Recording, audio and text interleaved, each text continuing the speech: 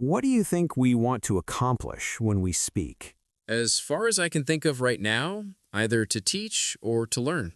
I see one of these and agree with it, for it is clear that in speaking we want to teach, but to learn, how so? How else do you suppose if not by asking questions? Even then, I understand that we want to do nothing other than teach, for I ask you, do you ask questions for any other reason than to teach the person you are questioning what you want to know? That is true. You see then that we seek nothing from speech except to teach. I don't see that clearly at all. For if speaking is nothing other than uttering words, I see that we do this when we sing. And since we often do that alone, with no one present to learn anything, I don't think we want to teach anything.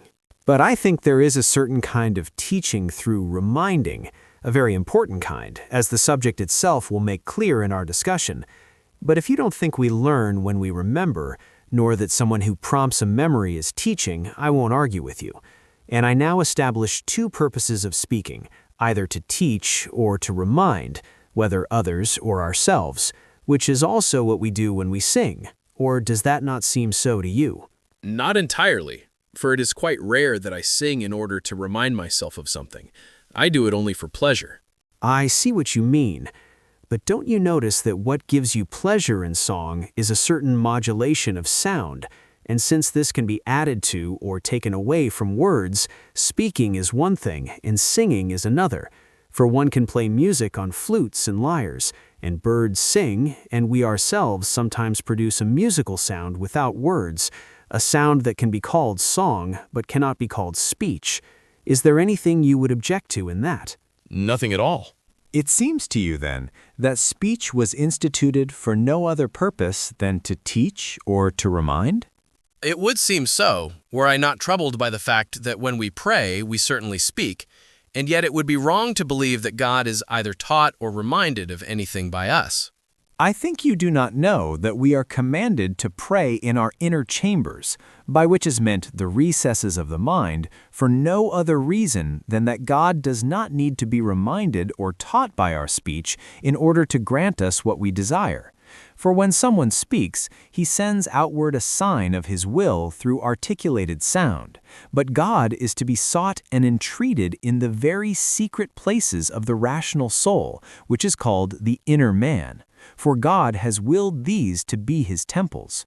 Have you not read in the Apostle, "Do you not know that you are the temple of God, and that the Spirit of God dwells in you, and that Christ may dwell in the inner man?" And have you not noticed in the prophet, "Speak in your hearts, and be moved to compunction upon your beds, offer the sacrifice of justice, and hope in the Lord"? Where do you think the sacrifice of justice is offered, if not in the temple of the mind and in the chambers of the heart?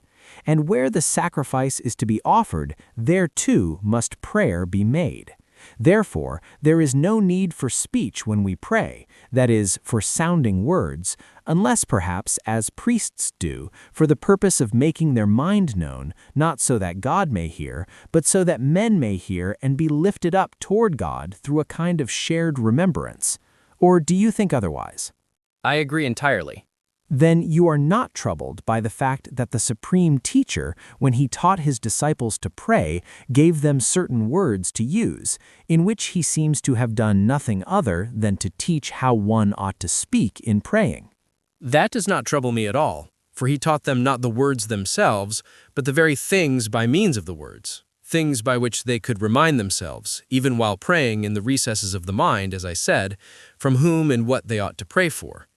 You understand rightly, for I believe you also notice that even if someone maintains that we speak inwardly in the mind simply by thinking words without uttering any sound, even then speech accomplishes nothing other than reminding, since memory, in which words reside, by turning them over brings to mind the very things of which words are signs. I understand and follow. It is agreed between us, then, that words are signs. Agreed. Well then, can something be a sign if it signifies nothing? It cannot. How many words are there in this line? If it pleases the gods that nothing remain of so great a city. 8. There are 8 signs then. That is so. I trust you understand this line. Well enough, I think. Tell me what each word individually signifies. I can see what see signifies, but I cannot find any other word by which it could be explained. Can you at least determine where whatever is signified by that word exists? It seems to me that see signifies doubt, and doubt, where does it exist if not in the mind? I accept that for now. Go on with the rest. Nihil means what other than that which does not exist? Perhaps you are right, but I am pulled back from agreeing by what you conceded earlier, that nothing can be a sign unless it signifies something, and what does not exist cannot in any way be something. Therefore, the second word in this line is not a sign, since it does not signify anything. And we were wrong to agree that all words are signs, or that every sign signifies something. You press the point rather hard, but when we have nothing to signify, we utter a word to no purpose at all. You yourself, in speaking with me now, I believe you emit no sound in vain. With everything that comes out of your mouth, you give me a sign to understand something. Therefore, you ought not to pronounce those two syllables while speaking, if by them you signify nothing. But if you see that uttering them is necessary, and that we are taught or reminded when they sound in our ears, then surely you see what I am trying to say, even though I cannot put it into words. What shall we say then? Shall we say that this word signifies not the thing itself, which is nothing, but rather a certain state of mind, when the mind does not see a thing, and yet finds or thinks it is found that it does not exist? That is perhaps exactly what I was struggling to express. Let us move on from here, however that matter stands, lest something quite absurd happen to us. What sort of thing? That nothing should detain us and cause us delay. That is amusing, and yet I cannot quite see how it could happen. Or rather, I see clearly that it already has. We will understand this kind of difficulty more clearly in its proper place if God permits. For now, return to that line of verse and try, as best you can, to explain what the remaining words in it signify. The third word is the preposition ex, from, out of, for which I think we can substitute de, which means the same thing. I am not asking you to substitute one very familiar word for another equally familiar one that means the same, assuming it does mean the same, which for now we will grant. Certainly, if the poet had written not ex tanta urbe, but de tanta, and I then asked you what de signified, you would say ex, and here we would have two words, that is, two signs, signifying, as you think, one and the same thing. But I am looking for that one thing itself, whatever it may be, that is signified by these two signs. It seems to me that they signify a kind of separation from the thing in which something previously was, the thing said to come out of it. Whether that thing no longer remains, as in this verse, where the city no longer stands, yet some Trojans could have come out of it. Or whether it does still remain, as when we say that merchants from the city of Rome are in Africa. Even granting that this is so, and setting aside how many cases there may be that fall outside your rule, there is one thing you can easily notice, that you have explained words by means of words, that is, signs by means of signs, and the most familiar by the equally familiar. What I would have liked, if you could manage it, is for you to show me the very things of which these are signs. I am surprised that you do not know, or rather that you pretend not to know, that what you want cannot be done at all by way of my answers, since we are engaged in conversation, where we can respond only with words. So yet the things you are looking for, whatever they may be, are certainly not words, and yet you too are asking me for them with words. So first you ask without words, and then I will answer on the same terms. You argue fairly, I admit, but if I were to ask what those three syllables signify when one says parias, wall, could you not point it with your finger so that I would directly see the thing itself of which that three-syllable word is the sign, you pointing without using any words at all? I grant that this can be done for nouns alone, by which physical bodies are signified, provided those bodies are actually present. But do we call color a body, Or is it not rather a quality of a body? That is so. So why then can it too be pointed to with a finger? Or do you include the qualities of bodies along with bodies themselves, so that these two, when present, can be taught without words? When I said bodies, I meant everything bodily. That is, everything that is perceived in bodies. But consider carefully, however, whether there are some things that must be accepted even here. You are right to prompt me, for I should have said not all bodily things, but all visible things. For I admit that sound, smell, taste, weight, heat, and everything else belonging to the other senses, although they cannot be perceived without bodies, and therefore are bodily, cannot nevertheless be pointed to with a finger. Have you never seen how people carry on something like a conversation with the deaf by gesture, and the deaf themselves by gesture no less ask, answer, teach, and indicate either everything they wish or certainly a great deal? And when this happens, it is not only visible things that are shown without words, but sounds and tastes and everything else of that kind. For actors in the theater commonly unfold and set out entire stories with dancing without any words. I have nothing to say against that, except that even a dancer on the stage could not show you without words what X signifies, any more than I could.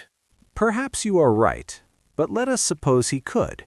Surely you do not doubt that whatever bodily movement he made in trying to show me the thing signified by this word, it would not be the thing itself, but a sign. And so here too he would indicate not a word by a word, but a sign by a sign all the same, so that both this one syllable X and that gesture would signify one and the same thing, which I would have liked shown to me without any signifying at all. Who can do what you are asking, I beg you? In the same way as the wall could be shown. But as our reasoning has progressed, even the wall, it turns out, cannot be shown without a sign. For the pointing of a finger is not itself the wall. It is a sign given by which the wall can be seen. So I can see nothing that can be shown without signs. What if I were to ask you what walking is, and you simply got up and did it? Would you not then use the thing itself to teach me, rather than words or any other signs? I admit that is so, and I am ashamed not to have seen something so readily at hand. From this, in fact, thousands of things now occur to me that can be shown by themselves, not through signs, such as eating, drinking, sitting, standing, calling out, and countless others. Very well, but now tell me this. If you knew nothing at all of the force of the word walking, and asked me while I was already walking what walking is, how would you teach me? I would do the same thing, but a little more briskly, so that after your question you would be alerted by some novelty, and yet nothing would be shown other than what ought to be shown. But do you not know that walking and hurrying are two different things? For one who walks does not immediately hurry, and one who hurries does not always walk. We speak of hurrying in writing, reading, and countless other things. So if, after my question, you did what you were doing but more briskly, I might think that walking was nothing other than hurrying, for that is the novelty you had added, and on that account I would be deceived.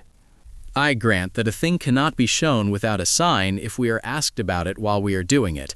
For if we add nothing, the one asking will think we are unwilling to show him and simply carrying on with what we were doing out of indifference toward him. But if he asks about things we are able to do and does not ask at the very moment we are doing them, then after his question we can demonstrate by doing the thing itself rather than by a sign. Unless perhaps he asks me while I am speaking what speaking is. For whatever I say to teach him, I must necessarily speak. And from this I will teach him straightforwardly, so long as I make clear what he wants, without departing from the very thing he wanted shown to him, and without seeking signs by which to show it beyond the thing itself. Excellently put. So consider whether we can now agree that things can be shown without signs when either we are not doing them at the moment we are asked, but can immediately do them, or when the very things we are doing happen to be signs. For when we speak, we produce signs, which is what to signify means. Agreed. When then we are asked about certain signs, signs can be shown by means of signs. But when we are asked about things that are not signs, either by doing them after the question, if they can be done, or by giving signs through which they can be observed. That is so. In this threefold division, let us first consider, if you are willing, the case where signs are shown by signs. Are words the only signs? No. It seems to me then that in speaking we use words to signify either words themselves or other signs, as when we say gesture or letter, for the things signified by these two words are themselves signs, or something else that is not a sign, as when we say lapis, stone. For this word is a sign, since it signifies something, but what it signifies is not in turn a sign. Yet this last category, where words signify things that are not signs, does not belong to the part of our inquiry we have now proposed to examine, for we undertook to consider the case where signs are shown by signs, and within it we have found two parts, when we teach or remind by means of signs, either the same signs or different signs. Does that not seem so to you? That is clear. Tell me then, signs that are words, to which sense do they belong? To hearing. And gesture? To sight. What about when we encounter words in writing? Are they not words, or are they better understood as signs of words, such that a word is what is produced by an articulated voice with some meaning, and voice can be perceived by no sense other than hearing? So it follows that when a word is written, a sign is made for the eyes, by which what belongs to the ears is brought to mind. I agree entirely. I also think you will agree that when we say nomen, we signify something. True. What exactly? Whatever anything is called, of course, such as Romulus, Rome, virtue, river, and countless others. Do these four names signify no things? On the contrary, they signify certain things. Do you find any difference between these names and the things signified by them? On the contrary, a very great one. I would like to hear from you what that is. This, above all, that these are signs, while those are not. Shall we agree to call signifiables those things that can be signified by signs but are not themselves signs, just as we call things that can be seen visibles, so that we can discuss them more conveniently going forward? Yes, let us.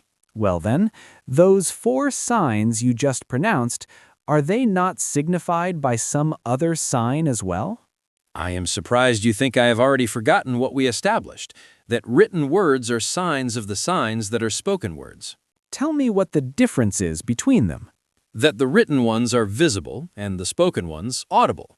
For why should we not admit that term if we admitted signifiables? I accept it entirely and gladly. But I ask again, can these four audible signs not also be signified by some other audible sign, as you just remembered about the visible ones? I remember that too, as it was said just recently. For I had answered that nomen signifies something, and I had placed these four things under that signification, and both that word and these, being spoken aloud, I recognize as audible. What then is the difference between an audible sign and audible significates that are themselves in turn signs? Between the word nomen and the four things we placed under its signification, I can see this difference, that nomen is an audible sign of audible signs, whereas these four are audible signs, but not signs of signs, rather signs of things, some of which are visible, such as Romulus, Rome, and river, and some of which are intelligible, such as virtue. You have attended to that well. Now consider whether signs can be found that signify one another mutually, so that just as this one is signified by that, so that one is signified by this. For that is not the relationship between this four-syllable word when we say conjunctio and the things it signifies when we say si, vel, nam, namque, nisi, ergo, quanium, and the like. For these are all signified by that one word, yet not one of them signifies that four-syllable word in return. I see, and I am eager to learn what signs there might be that do signify one another mutually. Do you not know then that when we say nomen and verbum, we are saying two words? I know that. And do you not know that when we say nomen and verbum, we are saying two names? That too I know. You know therefore that nomen is signified by verbum, just as verbum is signified by nomen. I agree. Can you say, apart from the fact that they are written and sound differently, what difference there is between them? Perhaps I can, for I see it to be what I said a little while ago. When we say verba, words, we signify everything that is produced by an articulated voice with some meaning, and so every name, including nomen itself when we say it, is a word, but not every word is a name, even though verbum is a name when we say it. What if someone were to assert and prove to you that just as every name is a word, so every word is a name? Would you be able to find any difference between them beyond the different sound of their letters? I would not, and I think there is no difference at all. But what if everything produced by an articulated voice with some meaning is both a word and name, yet is a word for one reason and a name for another? Would there still be no difference between name and word? I do not understand how that could be so. Do you at least understand that everything colored is visible and everything visible is colored, even though these two words signify things in a distinct and different way? I understand. What if, then, every word is a name and every name is a word in just the same way, even though these two words or two names, that is, nomen and verbum, have a different signification? I can now see that this might be the case, but I am waiting for you to show me how it is so. Everything that bursts forth in an articulated voice with some meaning, you notice, I think, both strikes the ear so as to be perceived by the senses, and is committed to memory so as to be capable of being known. I notice that. Two things occur, therefore, when we produce something in such a voice. That is so. What if words and names were named from one of these two things each? Words, verba, from striking, verberare, and names, nomina, from knowing, nasere, so that the former term was earned from the ears and the latter from the mind. I will grant it once you have shown me how we can rightly call all words names. That is easy, for I believe you have learned and retained that a pronoun is so called because it stands in place of a name itself, yet marks the thing with less full signification than a name does. For, as I recall, the grammarian to whom you were entrusted defined it thus: a pronoun is a part of speech which, placed in the position of a name itself, signifies the same thing, though less fully. I remember it and accept it. You see then, according to this definition, that pronouns serve no parts of speech other than names and can be placed only in their stead, as when we say hic vir, this man, ipse rex, the king himself, eadem mulier, the same woman, hoc aurum, this gold, illud argentum, that silver. Hic, ipse, eadem, hoc, illud are pronouns, while vir, rex, mulier, aurum, argentum are names, which signify the things more fully than those pronouns do. I see and agree. Now then, say a few conjunctions for me, whichever you like. Eat, que, at, utque. Do not all the things you have just said seem to you to be names? Not at all. Do I at least seem to you to have spoken correctly when I said all the things you have just said? Quite correctly. And I now understand how remarkably you have shown that I pronounced names, for it could not otherwise have been said correctly of them, all these things. But I am still afraid that you seem to have spoken correctly to me only because I do not deny that these four conjunctions are also words, so that all these things could be said of them correctly because it is correct to say all these words. If you were to ask me what part of speech verba is, I would answer nothing other than a name. So perhaps it was to this name that the pronoun was attached, making your expression correct. You go astray cleverly, but to stop going astray, attend more closely to what I am about to say, if I can manage to say it as I wish. For to deal with words by means of words is as tangled as interlacing one's fingers and rubbing them together, where it is scarcely possible to tell, except by the person doing it, which fingers are itching and which are helping the ones that itch. Here I am, all attention, for that comparison has made me extremely alert. Words certainly consist of sound and letters. That is so. Let us therefore make use above all of the authority that is dearest to us. When the Apostle Paul says, "There was no yes and no in Christ, but yes was in him," I do not think we should suppose that the three letters we produce when we say est, is, yes, were in Christ, but rather what is signified by those three letters. You are right. You understand then that the one who says est in illo erat, yes was in him, said nothing other than what was in him is called est, just as if he had said virtue was in him, that could only be taken to mean what was in him is called virtue, lest we suppose that the two syllables we produce when we say virtus were in him, rather than what is signified by those two syllables. I understand and follow. And do you not also understand that it makes no difference whether one says is called virtue or is named virtue? That is clear. It is equally clear, then, that it makes no difference whether one says is called est or is named est, what was in him. I see no difference here either.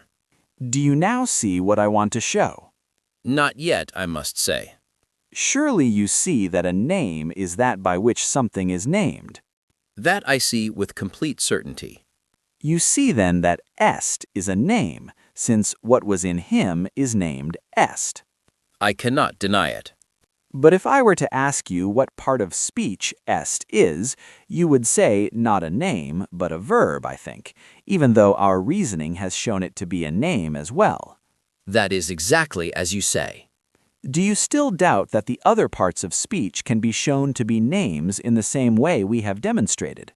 I do not doubt it, since I acknowledge that they all signify something, and if you were to ask what each of the things they signify is called, that is, named, I can only answer by using those very parts of speech which we do not call names, but which, as I now see, we are shown to be compelled to call names. Does it not concern you that someone might arise to undermine our reasoning by saying that the apostles should be granted authority in matters of things, not of words, and that therefore the foundation of our argument is not as firm as we think?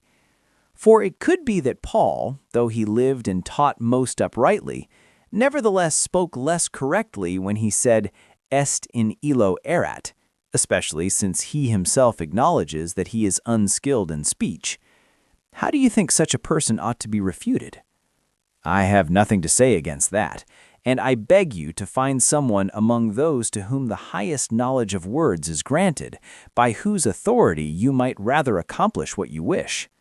Does pure reason itself seem less adequate to you, setting aside authorities, the reason by which it is shown that all parts of speech signify something and are for that reason called something, and if called, then named, and if named, then named by a name?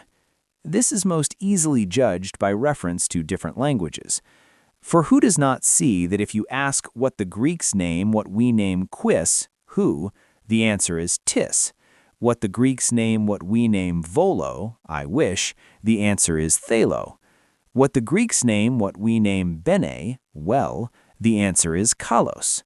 What the Greeks name what we name scriptum, written, the answer is to tetramenon. What the Greeks name what we name et, and, the answer is kai. What the Greeks name what we name ab, from, the answer is apo. What the Greeks name what we name heu, alas, the answer is oi. And in all these parts of speech which I have just enumerated, the one who asks in this way speaks correctly. But this could not happen unless they were names. By this reasoning, therefore, we can establish that the Apostle Paul spoke correctly, setting aside the authority of all the eloquent. So what need is there to seek out whose name should support our view? But lest someone slower or more stubborn still refuse to yield, claiming they will give way by no means unless authorities to whom everyone consents in matters of words concede the point, what can be found in the Latin language more excellent than Cicero? Yet he, in his most celebrated speeches known as the Verrine Orations, called coram, whether it is a preposition or an adverb in that passage, a name. Nevertheless, since it is possible that I understand that passage less well than I should, and it may be explained differently at different times by me or by someone else, there is something to which I think no reply can be made.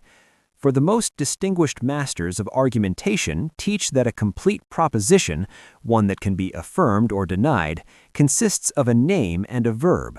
The same Cicero calls this kind of thing in one place a pronunciatum, statement.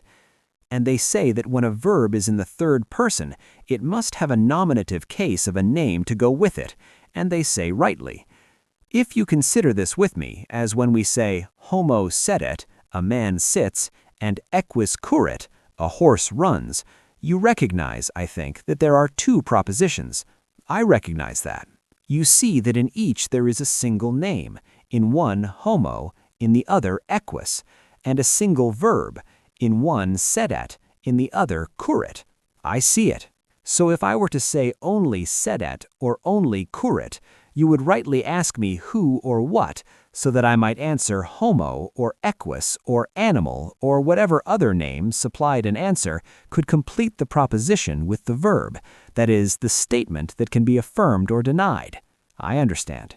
Now attend to the rest, and imagine that we see something in the distance and are unsure whether it is an animal, a rock, or something else, and I say to you, because it is a man, it is an animal. Would I not be speaking rashly? Quite rashly. But you would not be speaking rashly if you said, if it is a man, it is an animal. You are right. So in your phrasing, see pleases me, and pleases you too, but in mine, quia displeases both of us. I agree. Now consider whether these two propositions are complete statements. See pleases and quia displeases. Completely. Come then, tell me which are the verbs and which are the names in them. The verbs I see there are placet, pleases, and displacet, displeases, and what names other than see and quia. It has therefore been sufficiently proved that these two conjunctions are names as well. Quite sufficiently. Can you show the same thing on your own for the other parts of speech by the same rule? I can. Let us move on from here, and now tell me, just as we have established that all words are names and all names are words, does it seem to you in the same way that all names are nouns, vocabula, and all nouns are names, nomina? I can see no difference between them beyond the different sounds of their syllables.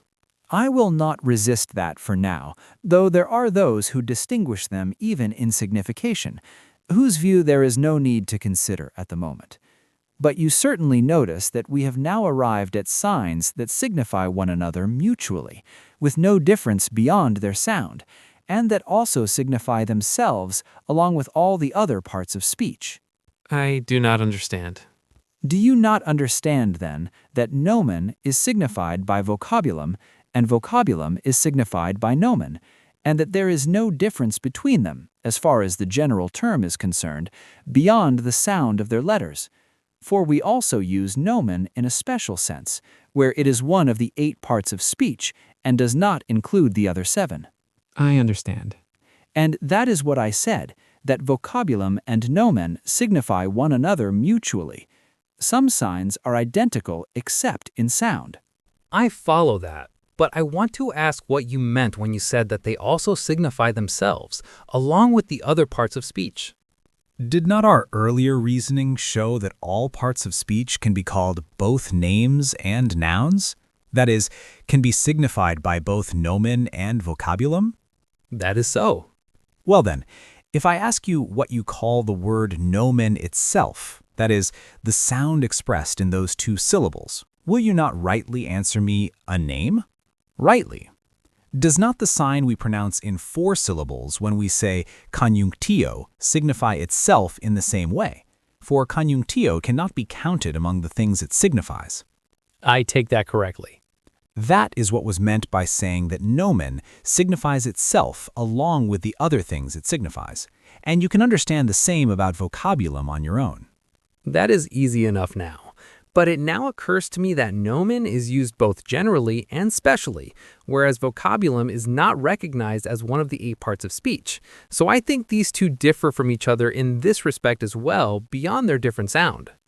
But do you think nomen and onoma differ in anything beyond sound, the sound by which the Latin and Greek languages are distinguished? In that case, I understand no other difference at all. We have arrived then at signs that signify themselves, and in which each signifies the other mutually, and whatever is signified by the one is also signified by the other, and they differ from each other in nothing but sound.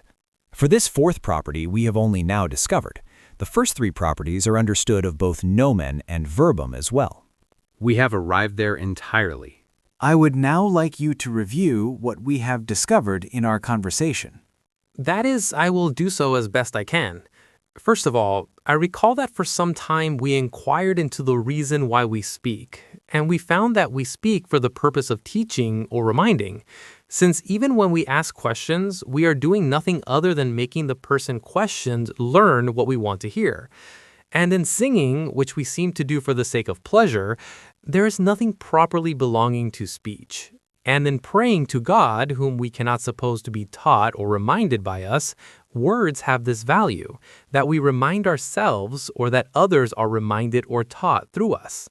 Then, once it had been sufficiently established that words are nothing other than signs, and that what signifies nothing cannot be a sign, you proposed a line of verse whose individual words I was to try to show the meaning of, and it was, "If it pleases the gods that nothing remain of so great a city."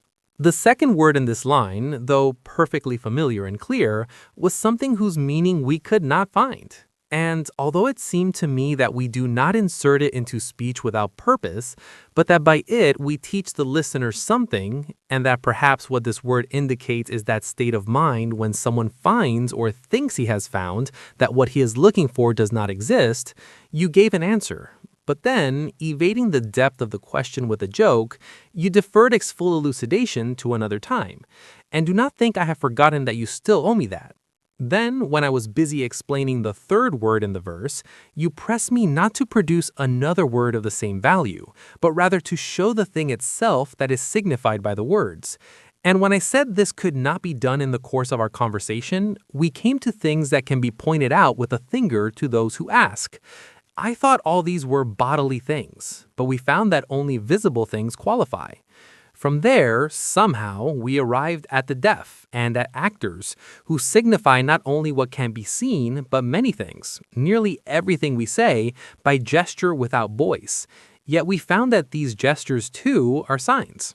Then we began again to inquire how we could show the things themselves that are signified by signs without any signs at all, since even the wall and color and every visible thing pointed to by the extension of a finger was shown to be indicated by a kind of sign. When I was going astray and said no such thing could be found, we finally agreed between us that things can be demonstrated without a sign when, on being asked about them, we are not already doing them but can do them after the question is put. But that speech does not belong to this category, since it became sufficiently clear that when we are asked, while speaking, what speech is, it is easy enough to demonstrate it through itself. From this, we were led to observe that signs are shown either by signs or by signs pointing to things that are not signs, or else without any sign at all in the case of things we can do after being asked about them. Of these three, we undertook to examine and discuss the first more carefully.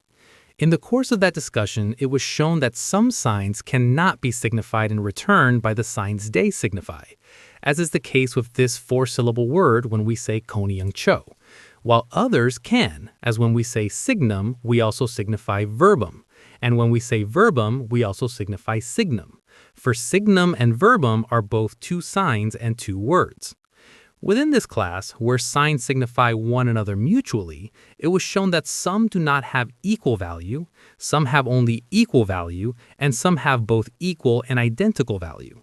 For this two-syllable word that sounds when we say signum signifies absolutely everything by which anything is signified.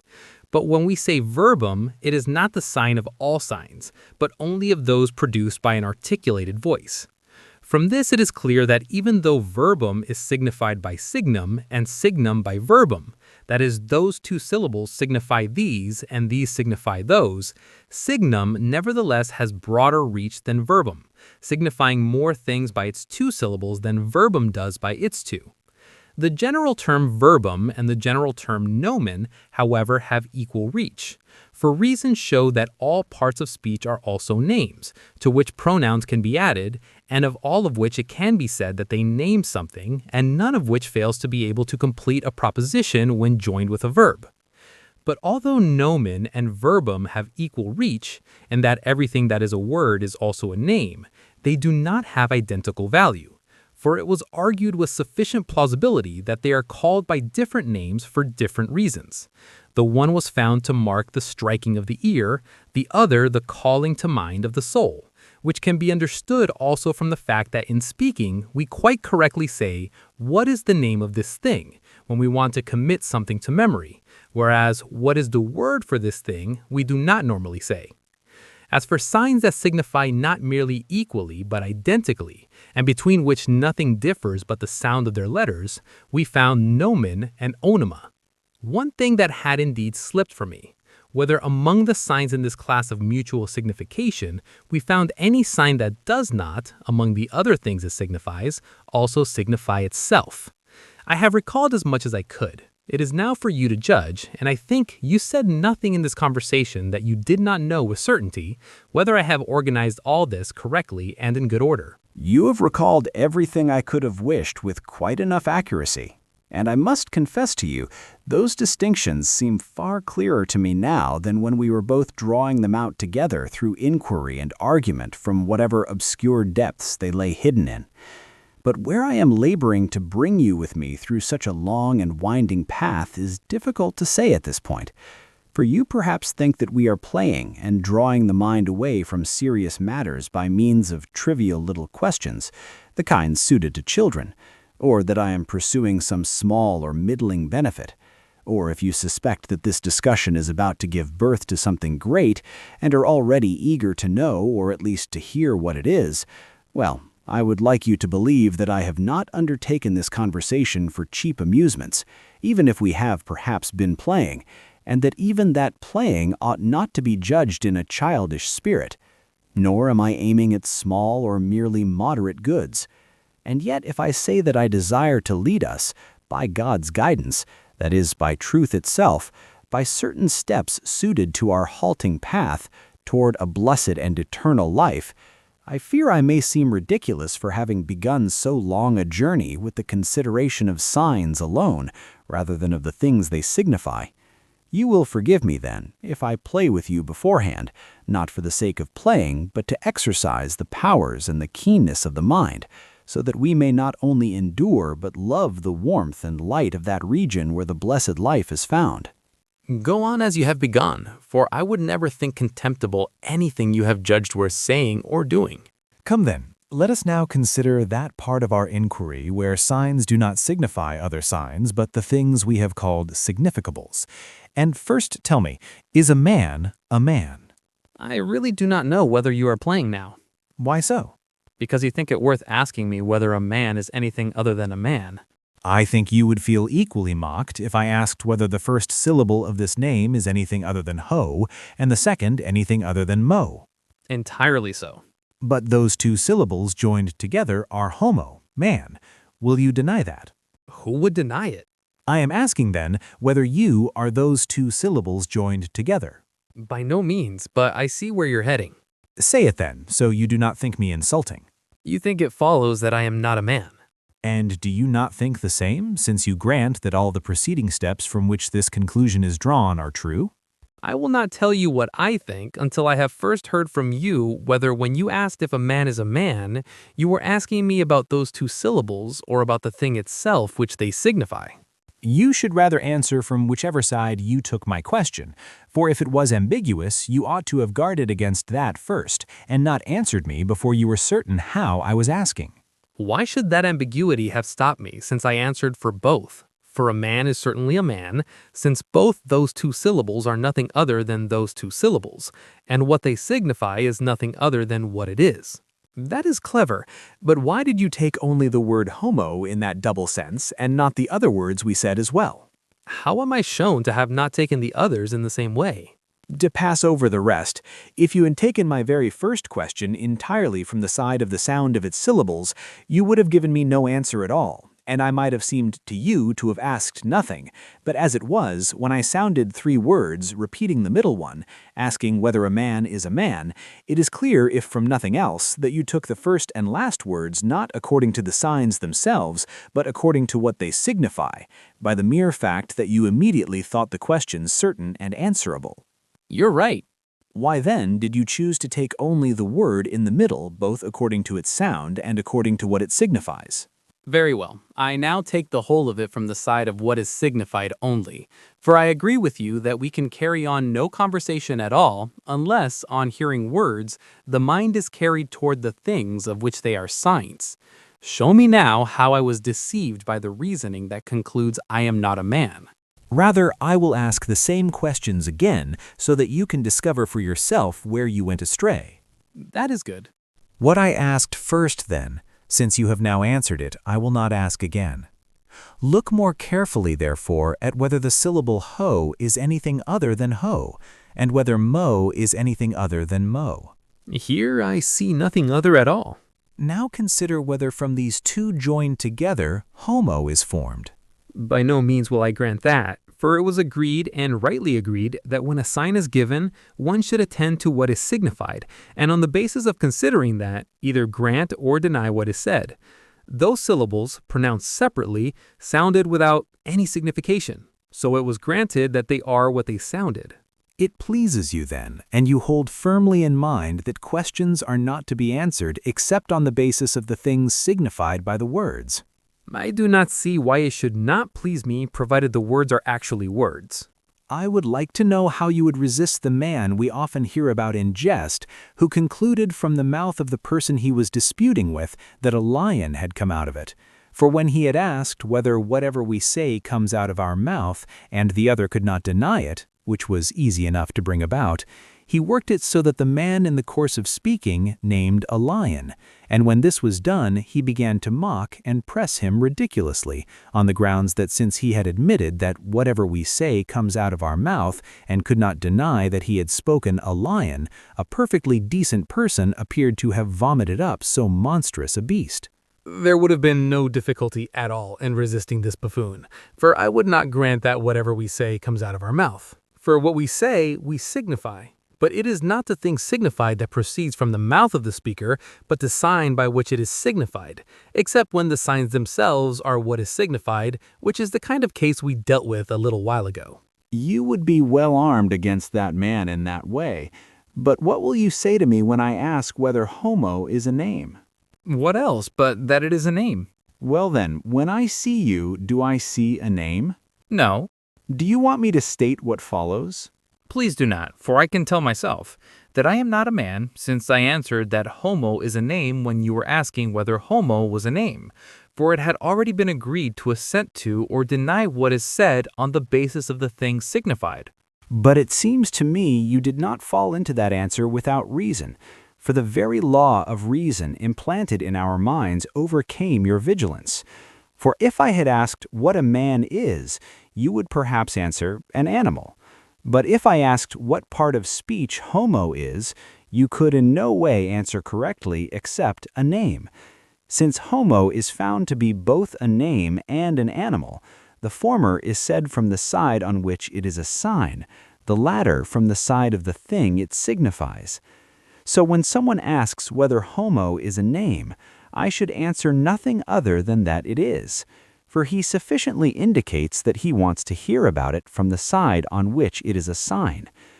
But if he asks whether it is an animal, I much more readily nod in assent, since if he said nothing about name or animal and simply asked what homo was, the mind, following that accepted rule of speaking, would run toward what is signified by those two syllables, and nothing would be answered except animal, or even the full definition, that is, rational, mortal, animal.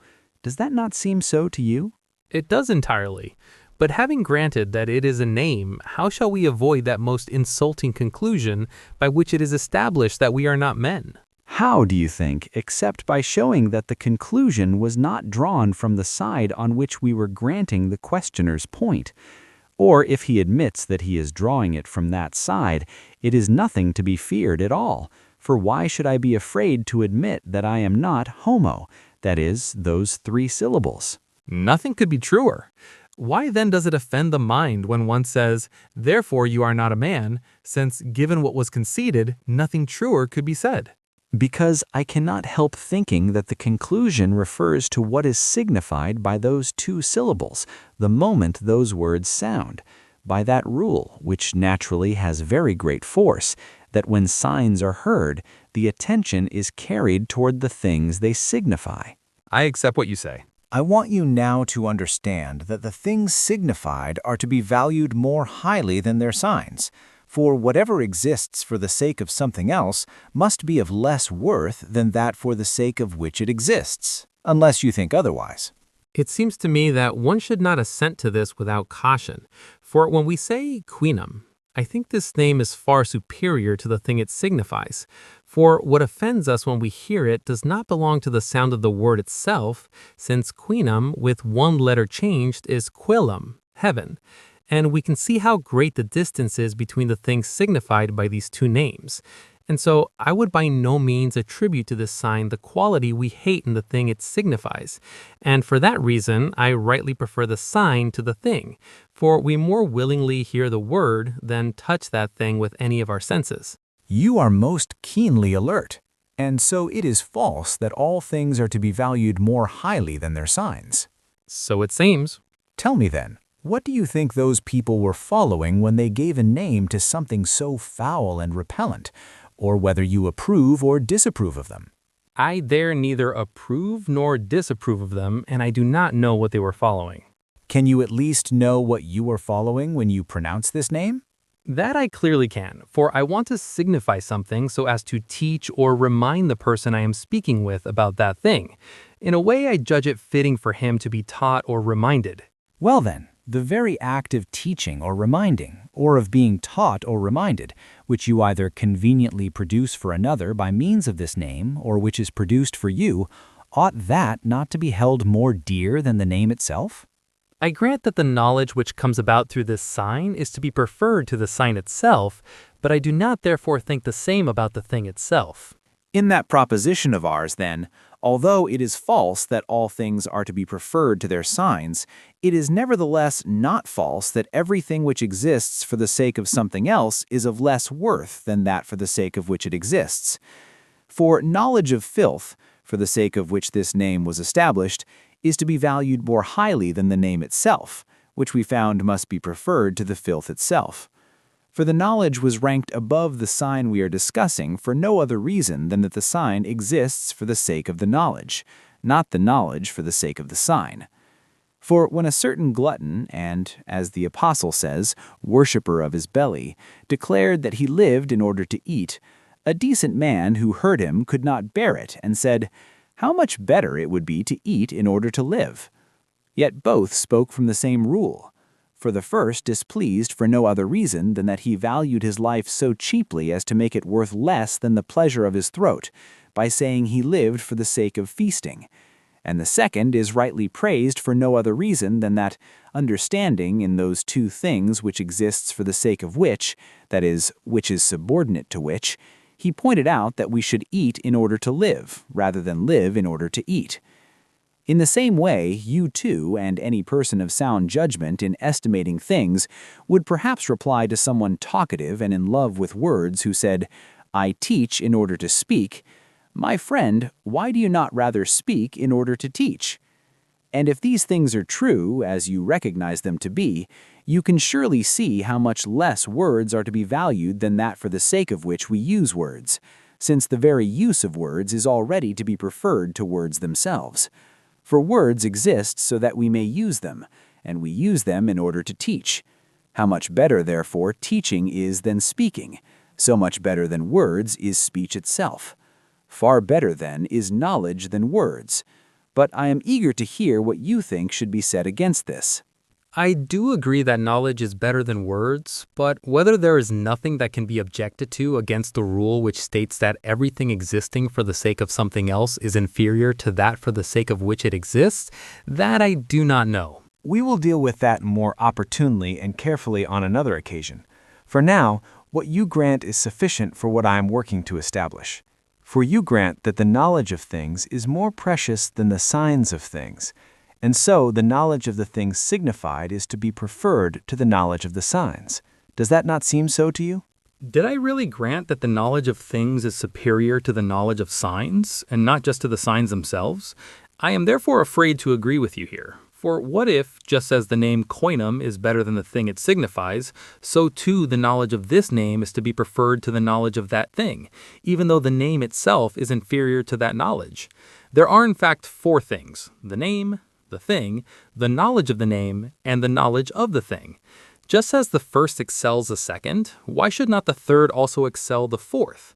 But even if it does not excel it, must it therefore be subordinate to it? I see, quite remarkably, that you have both held on to what you conceded and explained what you meant.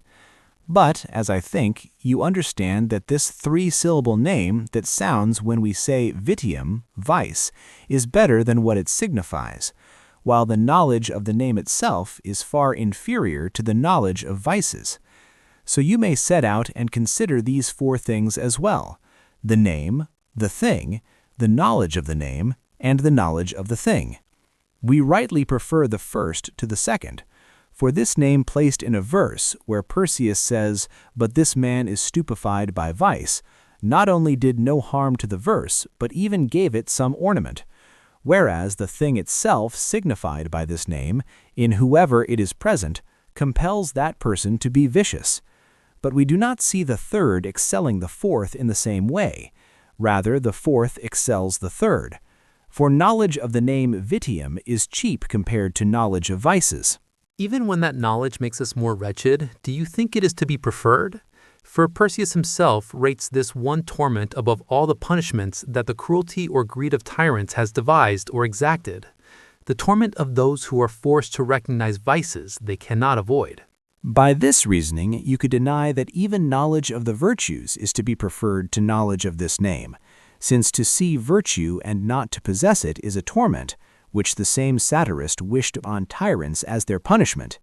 God avert such madness, for I now understand that it is not the kinds of knowledge themselves with which the best of all disciplines nourishes the mind that are to be blamed, but that those are to be judged most wretched of all, as I believe Persius also judged, who are afflicted with such a disease that so great a medicine cannot relieve it. You understand well. But however Persius's view stands, what is that to us? For we are not subject to the authority of such writers in matters of this kind. Moreover, whether any particular knowledge is to be preferred to any other is not easy to explain here. I am content with what has been established, that knowledge of the things signified is superior, if not to knowledge of the signs, at least to the signs themselves. So let us now examine more and more carefully the nature of that class of things which we said can be shown without signs, through themselves, such as speaking, walking, sitting, lying down, and the rest of that kind. I recall what you mean. Does everything that we can do immediately when asked seem to you capable of being shown without a sign, or do you make any exception? Indeed, considering this whole class of things again and again, I find so far nothing that can be taught without a sign, except perhaps speech itself, and perhaps also what someone might ask about, namely what teaching is. For I see that whatever I do after someone's question in order for them to learn, I do not depart from the very thing they wish to have shown to them. For if, as I said, someone asks me what walking is while I am at rest or doing something else, and I immediately try to teach them what they asked without a sign by walking, how will I guard against them thinking that walking is only as much as I have walked? And if they think that, they will be deceived. For anyone who walks more or less than I did, that person will not, in their judgment, have walked at all. And what I said about this one word extends to everything I had agreed could be shown without a sign, with the exception of those two cases we set aside. I accept that, but does it not seem to you that speaking is one thing and teaching another? It does indeed, for if they were the same, no one would teach except by speaking. Whereas since we teach many things by signs other than words, who could doubt that there is a difference? Well then, between teaching and signifying, is there no difference, or do they differ in some way? I think they're the same. Does the person speak rightly who says that we signify in order to teach? Quite rightly. What if another person says that we teach in order to signify? Would he not be easily refuted by the previous statement? That is so. If then we signify in order to teach and not teach in order to signify, teaching and signifying are different things. You are right, and I was wrong to answer that the two are the same. Now answer me this. Does the person who teaches what teaching is do so by signifying or in some other way? I do not see how it could be done otherwise. It is therefore false that a thing can be taught without signs when the question is what teaching itself is, since we see that not even this can be accomplished without signification, given that you have agreed that signifying and teaching are different things. For if they are different, as appears, and teaching is not shown except through signifying, it is certainly not shown through itself, as had seemed to you. And so nothing has yet been found that can be shown through itself except speech, which, among other things, also signifies itself. Yet, since even speech is itself a sign, there is still nothing that appears capable of being taught without signs. I have no reason not to agree. It has therefore been established that nothing is taught without signs, and that knowledge itself, by which we come to know things, ought to be more precious to us than the signs by which we come to know them, though not all things signified can be superior to their signs. So it seems. Do you recall, I ask, what a long circuit it has taken to arrive at so small a result? For from the moment we began exchanging words, which we have been doing for so long, the labor was to find these three things: whether nothing can be taught without signs, whether there are some signs to be preferred to the things they signify, and whether the knowledge of things themselves is better than their signs. But there is a fourth thing I would like briefly to learn from you: whether you think these findings are so established that you can no longer doubt them. I would indeed have wished that so long and winding a path had led to certainties, but your very question somehow unsettles me and holds me back from assent. For you seem to me unlikely to have asked this of me unless you had something to say against it. And the very intricacy of the matter will not allow me to examine it all and answer with confidence, since I fear that something may lie hidden in so many tangles that the keenness of my mind cannot survey it. I accept your hesitation willingly, for it signals a mind that is anything but reckless, and that caution is the greatest safeguard of equanimity. For it is extremely difficult not to be disturbed when things we held with easy and ready approval are shaken by opposing arguments, and as it were wrested from our hands. And so, just as it is right to yield to reasons that have been well weighed and clearly seen, so it is dangerous to hold the unknown as known. For there is a risk that when what we presumed would stand and remain most firmly is repeatedly undermined, we may fall into such hatred or fear of reason that we think trust ought not to be given even to the most transparent truth.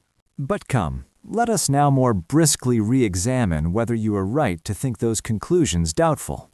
For I ask you, if someone ignorant of the trapping of birds by means of reeds and birdlime were to come across a fowler equipped with his tools, not actually fowling, but simply traveling, and on seeing him were to slow his pace and wonder to himself, as one does, what that man's curious outfit might mean, and the fowler, seeing the man's attention fixed on him, were out of a desire to show off to unpack his reeds, and catching sight of some small bird nearby, were to fix it with pipe and hawk, bring it down and catch it. Would he not teach that spectator, by no act of signifying, but by the thing itself, what he wanted to know? I am afraid something here may be like what I said about the person who asks what walking is, for I do not see that the whole art of fouling has been shown in this case either. You can easily free yourself of that concern, for I add that if the spectator were sufficiently intelligent to grasp the whole class of that art from what he saw, for it is sufficient for the point that some people can be taught about some things, even if not all things, without a sign. I can add something to that as well, for if he is sufficiently intelligent, once walking has been shown by a few steps, he will know fully what walking is. You are welcome to do so, and I not only do not resist, but actively welcome it. For you can see that between the two of us we are establishing that some people can be taught some things without signs, and that what seemed to us a little while ago was false, that there is absolutely nothing that can be shown without signs. For from these cases, not just one or two, but thousands of things come to mind that are shown through themselves without any sign being given. Why should we doubt it, I ask? For to say nothing of the countless spectacles that men put on in all the theaters, showing things through the things themselves without a sign, surely God and nature show and exhibit to those who can see the sun itself, the light that bathes and clothes all things, the moon and the other stars, the lands and seas, and the countless things born in them, through themselves. If we consider this more carefully, you will perhaps find nothing that is learned through its signs. For when a sign is given to me, if it finds me ignorant of what thing it is the sign of, it can teach me nothing. But if I already know the thing, what do I learn through the sign? When I read the words and their sarabara were not changed, the word does not show me the thing it signifies. For if certain head coverings are called by this name, did I learn from hearing it either what a head is or what coverings are? I already knew those things, and my acquaintance with them came not from their being named by others, but from my seeing them. Indeed, when those two syllables first struck my ears, as we say, kaput, I was just as ignorant of what they signified as when I first heard or read sarabare. But when kaput was said repeatedly, and I noted and observed when it was said, I found that it was the word for a thing already most familiar to me from sight. Before I found this out, the word was for me nothing but a sound. I learned that it was a sign when I discovered what thing it was a sign of, which thing, as I said, I had learned not through signification, but through seeing. So a sign is learned more from knowing the thing than the thing itself is learned from the sign being given. To understand this more clearly, imagine that we are hearing the word kaput for the first time, and not knowing whether this sound is merely a sound or also signifies something, we ask what kaput is. Remember that we want to have knowledge not of the thing signified, but of the sign itself, of which we are certainly ignorant for as long as we do not know what it is a sign of. If then, while we are asking in this way, the thing itself is pointed out to us with a finger, and on seeing it we learn the sign we had only heard and not yet known, in that sign there are two things, the sound and the signification. The sound we certainly perceive not through a sign, but through the very striking of the ear. The signification, however, through seeing the thing signified. For the pointing of the finger can signify nothing other than the thing toward which the finger is directed, and the finger is directed not at a sign, but at the member called a head. So through that pointing, I can come to know neither the thing I already knew, nor the sign at which the finger is not directed. But I do not concern myself too much with the pointing of the finger, because it seems to me to be a sign of the act of pointing rather than of the things pointed at. Just like the adverb, we say eke, look or behold, for we usually accompany this word too with the pointing of the finger, lest a single sign of showing be insufficient. And what I am above all striving to persuade you of, if I can, is that through the signs called words we learn nothing. For, as I said, we come to know the force of a word, that is, the signification hidden in the sound, by knowing the thing signified, rather than perceiving that thing through such signification. And what I said about caput, I would say also about coverings and about countless other things. Yet even though I now know those, I still do not know those cerebare. And if someone were to indicate them to me by gesture, or draw them, or show me something they resemble, I will not say he did not teach me, which I could easily maintain if I were willing to speak at greater length. But I say what is closest to the truth. He did not teach me by words. But if perhaps, when they come into view and I happen to be present, he points them out to me, saying, "There are the cerebare," I shall learn the thing I did not know, not through the words that were spoken, but through seeing it, through which it also came about that I knew and retained what that name signified. For when I learned the thing itself, I did not trust the words of another, but my own eyes, though perhaps I trusted his words to make me pay attention, that is, to seek by looking what I might see. So far, words have been of value, but to grant them the most I can, they do no more than prompt us to seek things. They do not present things to us so that we may know them. The person who teaches me something is the one who presents to my eyes, or to any of my bodily senses, or to my mind itself, the things I want to know. By words, therefore, we learn nothing but words, or rather the sound and noise of words. For if things that are not signs cannot be words, I do not yet know that a heard word is a word until I know what it signifies. And so knowledge of words is completed only when things are known, but from hearing words, words themselves are not learned. For we do not learn the words we already know, and the words we do not know we cannot claim to have learned except when their signification is grasped, which comes about not from hearing the sounds uttered, but from knowing the things signified. The truest of all principles and most truly stated is this: when words are produced, we either know what they signify or we do not. If we know, we are reminded rather than taught.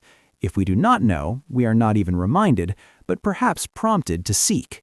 But if you say those head coverings whose name we hold by sound alone, we cannot know except by seeing them, nor can we know the name itself more fully except when the things are known, yet what we have received about those boys themselves, that they overcame a king and flames by faith and devotion, what praises they sang to God, what honors they earned even from their very enemy, did we not learn all this otherwise than through words? I will answer that everything signified by those words was already within our knowledge.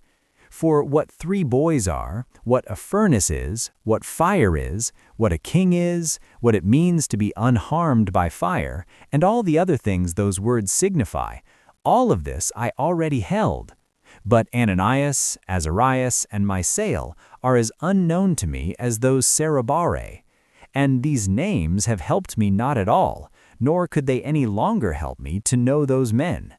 And all the things that are read in that story, I confess that I believe rather than know them to have happened at that time as they are written. Nor were those very writers whom we believe ignorant of this distinction. For the prophet says, "Unless you believe, you will not understand," which he would certainly not have said had he judged there to be no difference. What I understand, therefore, I also believe, but not everything I believe do I also understand. And everything I understand, I know, but not everything I believe do I know.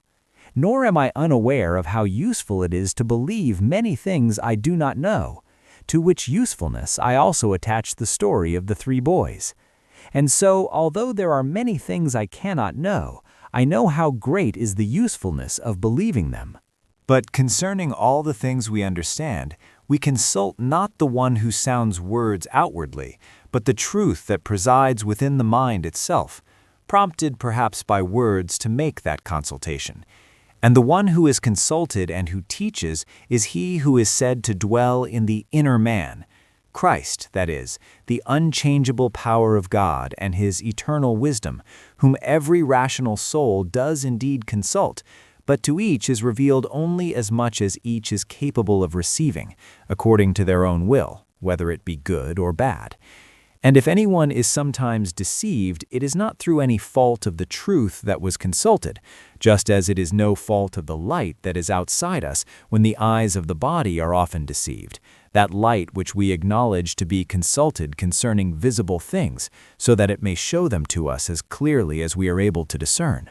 Now, if concerning colors we consult the light, and concerning all the other things we perceive through the body, we consult the elements of this world and the bodies themselves that we sense, along with the senses themselves which the mind uses as interpreters for knowing such things, and concerning the things that are understood, we consult the inner truth by means of reason.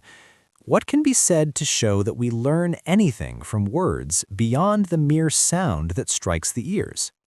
For everything we perceive either through bodily sense or through the mind. The former we call sensible things, the latter intelligible, or to speak in the manner of our own authors, the former carnal, the latter spiritual.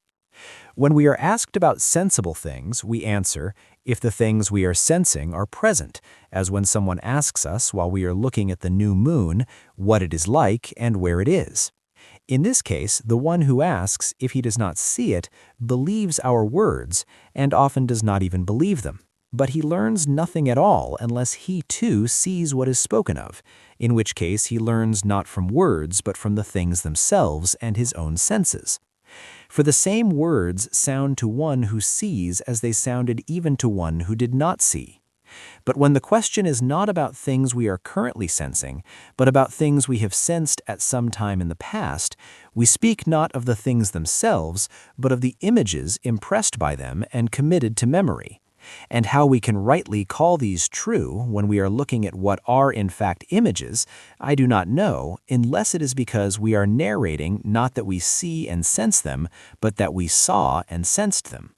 So we carry within the recesses of memory, as a kind of record, images of things previously sensed, and contemplating these in our mind, we do not lie when we speak, provided our conscience is clear. But these records are ours, for the one who hears, if he sensed those things and was present, does not learn from my words but recognizes them, having carried away his own images. But if he did not sense them, who would not understand that he is believing my words rather than learning? But when we deal with things that are beheld by the mind, that is, by intellect and reason, we do speak of things we are contemplating as present in that inner light of truth, by which what is called the inner man is illuminated and made glad. Yet even then, if our hearer also sees those things with his own secret and simple eye, he knows what I say by his own contemplation, not by my words. So even in this case, I do not teach him by speaking truly to one who sees truly, for he is taught not by my words, but by the things themselves, God inwardly disclosing them as they become manifest. And so he would be able to answer even if questioned about them. How absurd, then, to suppose that he is taught by my speaking, when he could have set out those very things himself, if asked, before I spoke. For what often happens, that someone, when questioned, denies something, and is pressed by further questions to admit it, comes about through the weakness of a mind that cannot consult that light about the whole matter at once. And it is prompted to do so in parts when questioned about the individual parts that make up the whole it could not yet see entirely. If the hearer is led to it by the words of the questioner, it is not because the words teach, but because they inquire in a way suited to the capacity of the one questioned, who is inwardly fit to learn. Just as if I were to ask you about the very thing we are now discussing, whether nothing can be taught by words. And it seemed absurd to you at first, because you could not see the whole. So I ought to inquire in a manner suited to your capacity for hearing that inner teacher, such that I might say, the things you acknowledge to be true when I speak them, and of which you are certain, and which you affirm you know, where did you learn them? You would perhaps answer that I had taught you. Then I would add, what if I were to say that I had seen a man flying? Would my words make you as certain of that as if you heard that wise men are better than fools? you would surely deny it, and answer that you did not believe the former, or that even if you believed it, you did not know it, whereas the latter you knew most certainly. From this, you would at once understand that in neither case, neither in what you did not know from my assertion, nor in what you knew perfectly well, had you learned anything from my words. Since even if questioned on each point separately, you would swear that the one was unknown to you and the other already known. And then you would indeed admit the whole thing you had denied, once you recognized that the parts of which it consists are clear and certain, namely that everything we say leaves the hearer in one of three conditions, either not knowing whether it is true, or knowing it is not false, or knowing it is true. In the first of these three conditions, one believes, opines, or doubts. In the second, one resists and refuses. In the third, one attests. Nowhere, therefore, does one learn. For both the one who, after our words, does not know the thing, and the one who knows he has heard something false, and the one who could have answered the same things that were said if he had been asked, each is shown to have learned nothing from my words. And so, even in the case of things perceived by the mind, whoever cannot yet perceive them hears to no purpose the words of one who can, except insofar as it is useful to believe such things while they remain unknown. But whoever can perceive them is inwardly a disciple of truth and outwardly a judge of the speaker, or rather of the speaking itself. For very often the hearer knows the things that were said, while the speaker himself does not know what he has said, as when someone who believes the Epicureans and thinks the soul mortal sets forth those arguments about its immortality that have been developed by wiser men, and a hearer capable of contemplating spiritual things is listening. This hearer judges that the speaker is saying true things, while the speaker himself does not know whether he is speaking truly, indeed thinks what he is saying utterly false. Are we to suppose then that he teaches what he does not know? And yet he uses the same words that a person who did know could also use. And so not even this much is left to words, that they at least make known the mind of the speaker, since it is uncertain whether the speaker knows the things he is speaking of. Add to this those who lie and deceive, through whom you can easily understand that the mind is not merely not disclosed by words, but actually concealed by them. For I have no doubt that the words of truthful people make an attempt, and in some fashion a profession, to make the mind of the speaker apparent, which they would achieve with everyone's agreement if it were not permitted to speak while lying.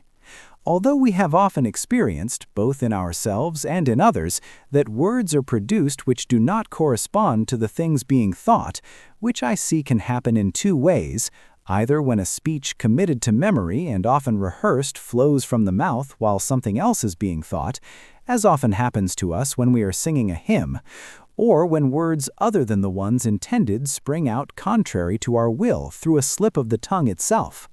For in this case, too, signs of the things we have in mind are not what is heard. For those who lie do in fact think about the things they are speaking of, so that even if we do not know whether they are speaking truly, we do at least know that they have in mind what they are saying, unless one of the two things I described happens to them also. If someone maintains that these things do sometimes occur, and that when they occur it is apparent, though it is often hidden and has often deceived me as a hearer, I will not resist. But to these is added another kind of case, one of very wide extent and the seed of countless disagreements and disputes, when the speaker signifies the same things he is thinking, but these things mean one thing to him and to certain others, and something different to the person he is addressing and to certain others still. For if someone says in our hearing that in some respects man is surpassed in virtue by certain animals, we immediately cannot bear it and refute this seemingly false and pernicious view with great vehemence, when perhaps the speaker means by virtue bodily strength, and is expressing by this word exactly what he is thinking, neither lying nor erring about the facts, nor reciting words committed to memory while his mind is elsewhere, nor producing by a slip of the tongue a sound different from what he intended. He is simply calling by a different name from ours the thing he is thinking of, a thing we would immediately agree with if we could look into his thought, which even after the words have been produced and his meaning set out, he has not yet managed to make clear to us. Some say that definitions can remedy this error, so that in this question, if he were to define what virtue is, it would become clear, they say, that the dispute is about the word and not the thing. Granting that this is so, how rarely can a good definer be found? And yet many objections have been raised against the discipline of defining, which it is neither opportune to treat here, nor do I accept them in every respect. I pass over the fact that we often do not hear correctly and then dispute at length and with great heat about what we think we heard, as happened recently with you, when I had said that a certain Punic word signifies misericordia, mercy, and you said you had heard from those more familiar with that language that it signifies pietas, piety, while I, resisting, maintained that what you had received had entirely slipped from you, for you seemed to me to have said not pietas, but fides, faith, even though you were sitting very close beside me, and there is no way these two names could deceive the ear by any similarity of sound. For a long time, however, I thought you did not know what had been said to you, when in fact it was I who did not know what you had said. For if I had heard you correctly, it would not have seemed at all strange to me that mercy and piety might be called by the same Punic word. These things happen frequently, but let us pass over them, as I said, lest I seem to be bringing a charge against words on account of the hearer's inattention, or even people's deafness. The more troubling cases are those I enumerated above, where even when words are heard with perfect clarity by the ear and are in Latin, the language we share, we are still unable to know the thoughts of those who speak. But look, I now relent and grant that when words familiar to the hearer have been received by the ear, it is possible for him to know that the speaker was thinking of the things they signify. But does he therefore also learn what is now being asked about, namely whether what was said is true? Do teachers profess to transmit their own thoughts, rather than those disciplines themselves, which they suppose they hand on by speaking? For who is so foolishly curious as to send his son to school to learn what the teacher thinks? But when teachers have set out in words all those disciplines they profess to teach, including virtue and wisdom themselves, then those who are called pupils consider within themselves whether true things have been said, gazing upon that inner truth as best they can. It is then that they learn, and when they have found inwardly that what was said is true, they give their praise, not knowing that they are praising not so much teachers as those who have been taught, provided the teachers themselves also know what they are speaking of. But people are deceived into calling those teachers who are not, because very often there is no interval of time between the moment of speaking and the moment of knowing. And since after the prompting of the speaker they learn inwardly with great speed. But concerning the whole usefulness of words, which, if rightly considered, is not small, we shall inquire at another time, if God permits. For now, my purpose was to warn you against attributing more to them than is proper, so that we might not merely believe, but begin also to understand how truly it is written by divine authority that we should call no one our teacher on earth, since there is one teacher of all in heaven. What that means, to be in heaven, he will himself teach, he by whom we are also admonished outwardly through men and through signs, so that, turning inward toward him, we may be educated by him. To know and love him is the blessed life, which all men cry out that they are seeking, yet few are they who rejoice in having truly found it. But now I would like you to tell me what you think of this whole discourse of mine. For if you know that the things said are true, then if asked about each proposition, you would have said that you knew it, and so you can see from whom you learned those things, since it was not from me, to whom you would answer everything when I ask. But if you do not know them to be true, then neither I nor the inner teacher has taught you, I because I can never teach, he because you are not yet able to learn. I have indeed learned, prompted by your words, that words do nothing other than prompt a person to learn, and that it is very little that through speech the thought of the speaker becomes in some degree apparent, but that whether what is said is true, only he teaches, who reminded us while speaking outwardly that he dwells within. Thanks to him, I shall love him all the more ardently the further I advance in learning. Yet for this sustained discourse of yours I am especially grateful because it anticipated and resolved every objection I was ready to make, and absolutely nothing was left by you that gave me doubt, on which that secret oracle within did not answer me in the very terms your words set forth.